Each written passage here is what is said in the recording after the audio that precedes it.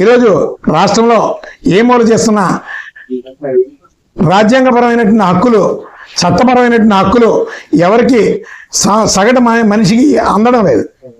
సగటు మానవుడు చట్టబద్ధమైనటువంటి హక్కు పొందాలన్నా అదొక పెద్ద వరల్డ్ కప్ గెలిచినంత గొప్ప విషయం అయిపోతుంది. ఈరోజు పోలీస్ స్టేషన్లో ఇదివరకు పోలీసు వారి వేధింపులు, అలాగే పోలీసు వారు ఏదైనా ఉంటే బాధితుల్ని ముద్దాయిల్ని ఒకేలా చూస్తున్నారు, ఇలాంటి ఆరోపణలు ఉండే. ఇప్పుడు కొత్త ట్రెండ్ ఏంటంటే జైలుకి వెళ్ళడానికి ఒక సెక్షను, బెయిల్ అవ్వడానికి ఒక సెక్షను, నేరంతో సంబంధం లేదు. దాని మీద బిజినెస్ మాట్లాడుకుంటున్నారు. దీనికి బయట కొంతమంది ప్రైవేట్ దళారులు ఎక్కువైపోయారు. దీంట్లో ఇలాంటి ఘోరమైనటువంటి పరిస్థితులు కొన్ని పోలీస్ స్టేషన్లో ఎక్కువగా ఇంప్లిమెంట్ అవుతున్నాయి. అందుకని మేము రాష్ట్రీయ ప్రజా కాంగ్రెస్ పార్టీ నుంచి ఈరోజు మానవ హక్కులు రోజు రోజుకి సర్వనాశనం అయిపోతున్నాయి. అందుకని న్యాయపరమైనటువంటి అవగాహన ఉన్నటువంటి ఒక వ్యక్తి ప్రతి పోలీస్ స్టేషన్లో ఉండాలి. కాబట్టి 10 ఏళ్ల అనుభవం ఉన్నటువంటి ప్రాక్టీస్ అనుభవం ఉన్నటువంటి అడ్వకేట్ని ప్రభుత్వ పరంగా ప్రతి పోలీస్ స్టేషన్లో కూడా పోలీస్ న్యాయవాదిని నియమించమని రాష్ట్రీయ ప్రజా కాంగ్రెస్ పార్టీ ప్రభుత్వానికి రిక్వెస్ట్ చేస్తుంది.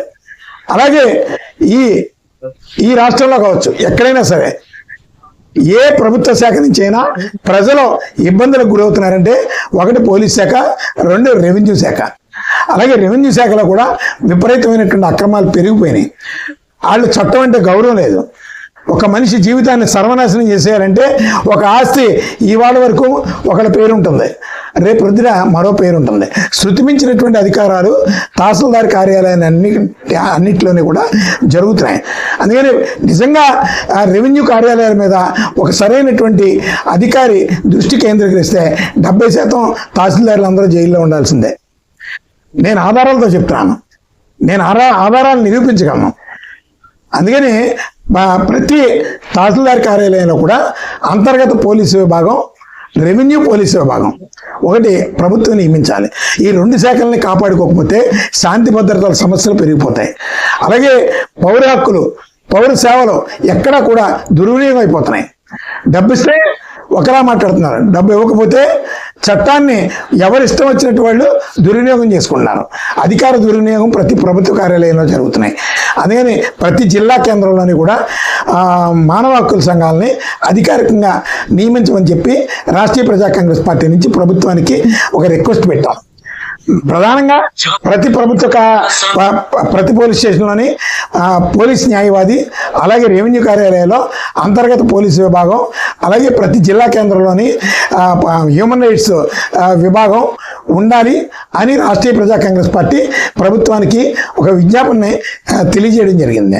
అల్టిమేట్గా ప్రభుత్వం దృష్టి కేంద్రీకరించకపోతే దీన్ని ఉద్యమ కార్యాచరణను ఏ విధంగా రూపొందించాలనే దాని మీద మేము దృష్టి కేంద్రీకరిస్తాం. అలాగే శాంతి భద్రతలు ఎక్కడ పడితే అక్కడ విచ్చలవిడిగా దుర్వినియోగం అయిపోతున్నాయి.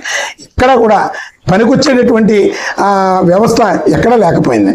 ఇక్కడ వయసుతో పని లేదు. పోలీస్ స్టేషన్లో మనుషులు అన్యాయం జరిగిందని వెళ్ళడానికి భయపడిపోతున్నారు. నా ఆస్తికి రక్షణ కల్పించండి అని రెవెన్యూ కార్యాలయానికి వెళ్ళాలంటే భయపడిపోతున్నారు. ఇలాంటి పరిస్థితుల నుంచి ప్రజలు రక్షించుకోవాల్సిన అవసరం ఉంది.